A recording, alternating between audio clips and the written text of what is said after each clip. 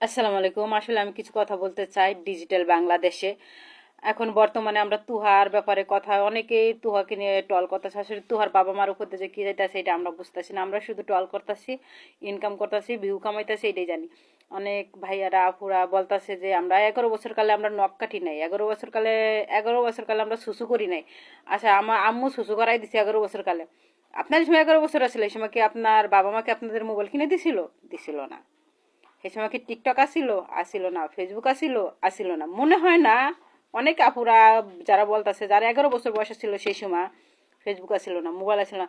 Mobile থাকলেও তার বাবা মা মোবাইল কিনে দেয় নাই বাচ্চার হাতে, আর আমরা এখন বাচ্চাদের হাতে মোবাইল কিনে দিছি না?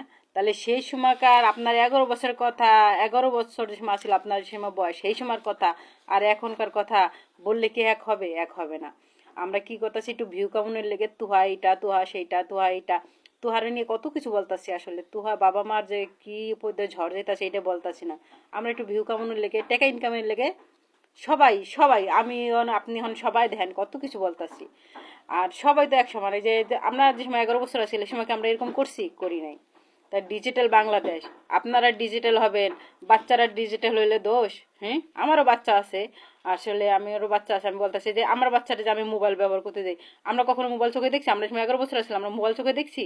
হুম। তা ডিজিটাল হয়তো আমাদের লেগে, আমাদের বাচ্চারা, সবার বাচ্চাই মানুষ কয় না সব মাছে গু খায়, 11 মাসে দোষ হয়। আমাদের বাংলাদেশ, এটাই বাস্তব।